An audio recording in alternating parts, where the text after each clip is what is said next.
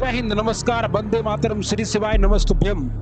आप तमाम छात्रों का स्वागत है सर्विस क्लासेस केजीजी पर। साथियों, आपको जानकर आश्चर्य नहीं खुशी होगी, बहुत ज्यादा खुशी होगी कि बिहार में बहार है नौकरियों की। बिहार में बहार है नौकरियों की।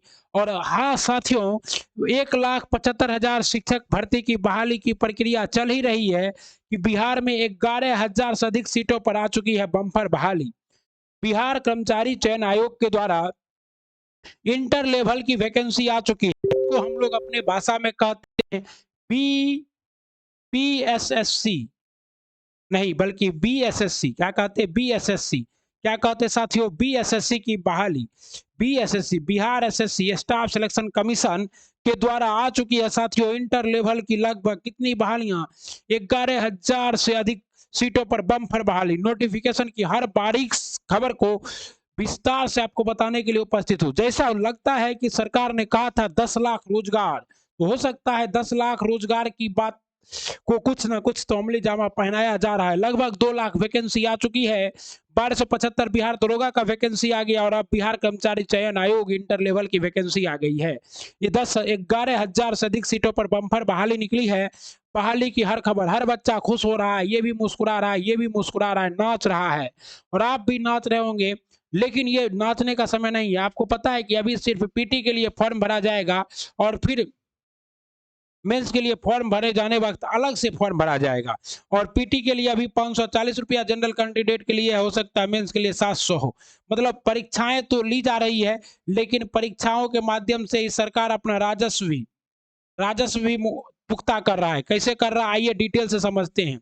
ओके, हम तो वही सब जानते हैं, जो जानते हैं वो बताते हैं, जो बताते हैं वो सही बताते हैं 100%। बिहार दरोगा में भी अभी थोड़ा देर पहले ही वीडियो बनाए हैं। बिहार कर्मचारी बिहार कर्मचारी चयन आयोग, ओके, बिहार कर्मचारी चयन आयोग पर वेटनरी कॉलेज पटना 14 के द्वारा इंटर स्तरीय पदों पर नियुक्ति हेतु आयोजित की जाने वाली द्वितीय इंटर स्तरीय संयुक्त प्रतियोगिता परीक्षा का विज्ञापन इससे पहले पहला आ चुका है। अंतिम तिथि जो है ये 11/11/2023 तक है, ठीक है ना, आवेदन की अंतिम तिथि। और आवेदन प्रारंभ होगा 27/9 से, यानी कि 27 सितंबर से आपका आवेदन की प्रक्रिया स्टार्ट हो जाएगी और 11 नवंबर तक प्रक्रिया चलेगी। मतलब पूरा अक्टूबर आप फॉर्म भर सकते हैं, ठीक ना साथियों। सबसे बड़ी बात यह है कि इसमें निम्न वर्गीय लिपिक पथ निर्माण विभाग लेवल 2, निम्न वर्गीय लिपिक मद्य निषेध एवं उत्पाद विभाग लेवल 2, निम्न वर्गीय लिपिक लेवल 2, निम्न वर्गीय लिपिक लेवल 2, निम्न वर्गीय लिपिक लेवल 2, लेवल 2 लेवल 2, निम्न वर्गीय लिपिक पद का नाम, विभाग का नाम, निम्न वर्गीय लिपिक फाइलेरिया निरीक्षक के भी लेवल 4। देखिए यहाँ लेवल 4 भी है, 10+2। लेकिन आपका 10+2 किससे होना चाहिए? विज्ञान से होना चाहिए। जनरल में 30 सीट है, यहाँ ईडब्ल्यूएस में 7 सीट है। ओके, सहायक अनुदेशक टंकन लेवल 4, मंत्रिमंडलीय सचिवालय निम्न वर्गीय कलक लेवल 2, लेवल 2। ओके, देखते जाइए। राज्यसभा राजस्व कर्मचारी राज्य एवं भूमि सुधार विभाग लेवल 2 इंटरमीडिएट, पंचायत सचिव लेवल 2। देखिए सबसे ज्यादा वैकेंसी यहीं पर है, किसमें? राजस्व कर्मचारी में। जनरल का 1637, महिलाओं का 480, जनरल में। ईडब्ल्यूएस का 345, ईडब्ल्यूएस फीमेल का 106। और यहाँ पर देखिए पुरुष का 1746 है पंचायत सचिव का, और 346 महिला क्या है? ईडब्ल्यूएस है।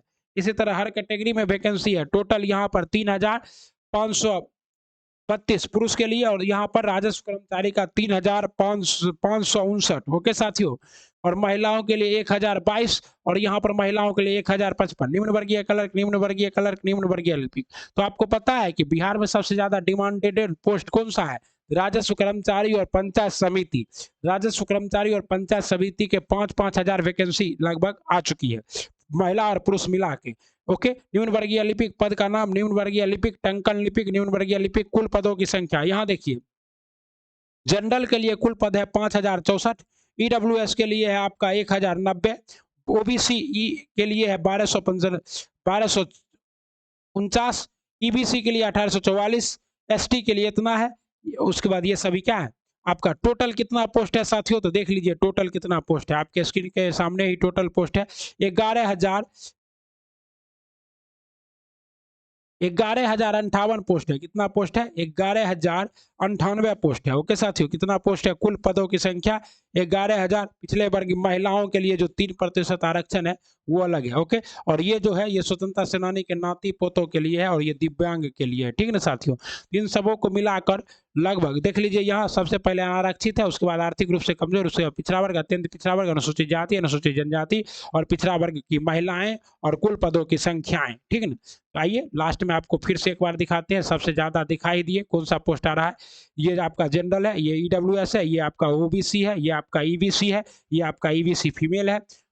ओके, ये आपका एससी है, ये आपका क्या है?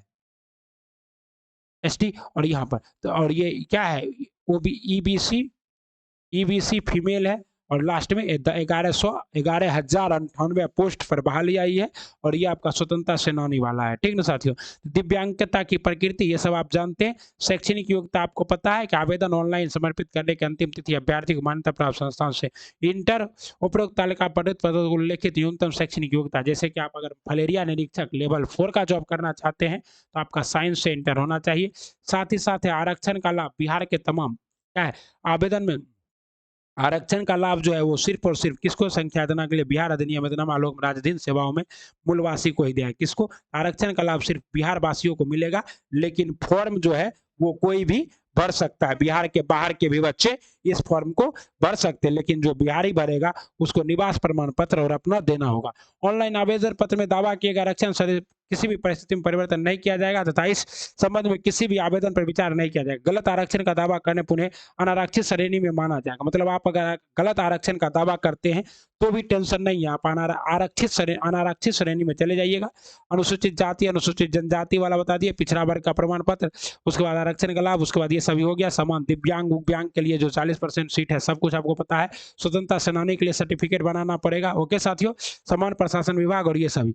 अब देखिए सबसे बड़ी बात यहाँ ये है कि अभ्यर्थियों द्वारा प्रारंभिक परीक्षा के लिए ऑनलाइन आवेदन करते समय किए गए दावों के सभी प्रमाण पत्रों का प्रमाण पत्र बार नंबर तिथि एवं निर्गत करने वाले सक्षम प्राधिकार का पदनाम ऑनलाइन आवेदन में, मतलब आप जिससे सर्टिफिकेट बनाए उसका भी पदनाम आपको डालना होगा। जैसे आपने सीओ से बनाया था, सीओ साहब का नाम। मुख्य परीक्षा में आवेदन में यही विवरण अंकित रहेंगे। काउंसलिंग के समय ऑनलाइन आवेदन में अंकित प्रमाण पत्रों को हम मूल प्रस्तुत करना अनिवार्य होगा। उपरोक्त वर्णित मूल पत्रों को प्रस्तुत करने के लिए काउंसलिंग के पश्चात कोई भी समय देय नहीं होगा। ठीक है साथियों, उम्र सीमा आपको पता है, बिहार में अनारक्षित वर्ग के 37 वर्ष है, अनारक्षित वर्ग के महिलाओं को 40 वर्ष है, या कोई भी महिला हो 40 वर्ष, सभी महिलाओं को 40 वर्ष। अनुसूचित जाति और जनजाति की महिला और पुरुष को कितना वर्ष है? 42 वर्ष है। ठीक है ना साथियों, ये आपका उम्र है। ओके, समान प्रशासन विभाग में ठीक है, सब कुछ बता दिया आपको। कर्मिक एवं प्रशासनिक आपको फॉर्म भरने में कितना लगेगा? तो जनरल, सामान्य वर्ग, पिछड़ा वर्ग और अत्यंत पिछड़ा वर्ग के पुरुष अभ्यर्थियों को लगेगा 540 रुपया।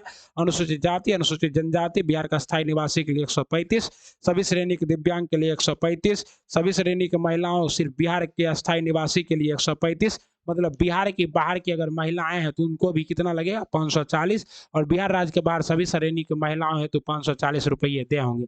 परीक्षा शुल्क सब ऑनलाइन देना होगा। आपको पता है सबसे बड़ी बात यहाँ ये है, ये जो परीक्षा शुल्क है ये आप लोग यहाँ पढ़े, परीक्षा शुल्क ये सिर्फ और सिर्फ प्रारंभिक परीक्षा का शुल्क है। किसका शुल्क है? सिर्फ और सिर्फ प्रारंभिक परीक्षा का शुल्क है। ठीक है ना, ऑनलाइन रजिस्ट्रेशन करने की परीक्षा शुल्क ऑनलाइन पेमेंट गेटवे के माध्यम से 27/9 से 11/9/11 तक जमा किया। देखिए परीक्षा की प्रकृति क्या होगी? वस्तुनिष्ठ होगी। बिहार कर्मचारी चयन आयोग परीक्षा के संचालन 2010 के आलोक में 40,000 से अधिक आवेदन प्राप्त होने की प्रारंभिक परीक्षा आयोजित की जाएगी। ओके, 40,000 से अधिक होगा तो प्रारंभिक होगा, जो कि हो ही जाएगा। बिहार में तो 50 से लगभग 4 से 5 लाख फॉर्म तो निश्चित गिरेगा। 110% से अधिक चरणों में आयोजित की जा सकती है। विभिन्न चरणों में परीक्षा आयोजित किए जाने की स्थिति में परीक्षा परिणाम सामान्यकरण की प्रक्रिया अपनाते हुए तैयार की जाएगी। प्रारंभिक परीक्षा में वस्तुनिष्ठ प्रकृति की होगी। प्रारंभिक परीक्षा के माध्यम से कोटि बार उपलब्ध रिक्तियों का 5 गुना, कितना? मात्र 5 गुना बच्चों को क्या होगा? मेंस के लिए चुना जाएगा, मुख्य परीक्षा के लिए चुना जाएगा। मुख्य परीक्षा है तो अलग से विज्ञापन प्रकाशित किया जाएगा, अलग से विज्ञापन प्रकाशित।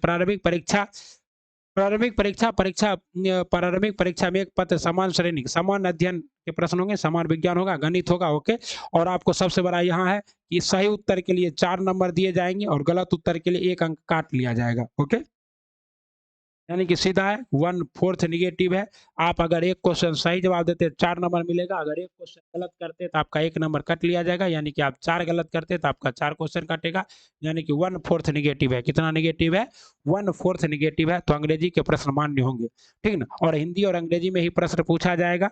सिलेबस जो है आपको वो देख लेना चाहिए। सामान्य अध्ययन के लिए इसमें प्रश्नों का उद्देश्य अभ्यर्थी को आसपास के वातावरण की सामान्य जानकारी तथा समाज में अनुप्रयोग के संबंध में उपयोगिता की जा सकती। वर्तमान घटना और दिन प्रतिदिन, वर्तमान घटनाओं यानी कि करंट अफेयर, दिन प्रतिदिन की घटनाओं का सूक्ष्म अवलोकन तथा उसके प्रति वैज्ञानिक दृष्टिकोण जैसे मामलों की जानकारी संबंधी ऐसे प्रश्न को शामिल किए जाएंगे जिनके बारे में जानकारी रखने की किसी भी शिक्षित व्यक्ति से अपेक्षा की जाती है। इसमें बिहार, भारत और इसके उसका समसामयिकी विषय विज्ञान प्रगति, राष्ट्रीय अंतर्राष्ट्रीय पुरस्कार, भारतीय भाषाएं, पुस्तक, लिपि, राजधानी, मुद्रा, खेल खिलाड़ी से संबंधित, भारत और उसके पड़ोसी देश से, पड़ोसी देशों का इतिहास, भारत का इतिहास, संस्कृति, भूगोल, आर्थिक परिदृश्य, स्वतंत्रता आंदोलन, भारतीय कृषि तथा प्राकृतिक संसाधनों की प्रमुख विशेषताएं, भारत का संविधान एवं राज्य व्यवस्था, देश की राजनीतिक प्रणाली, पंचायती राज, सामुदायिक विकास, पंचायती योजना, राष्ट्रीय हो गए। उसके बाद सामान्य विज्ञान और गणित में इसमें समानता मैट्रिक स्तर के प्रश्न पूछे जाएंगे। सामान्य विज्ञान में सामान्य विज्ञान भौतिकी शास्त्र, रसायन शास्त्र एवं जीव विज्ञान और भूगोल होंगे। गणित में संख्या पद्धति से संबंधित प्रश्न,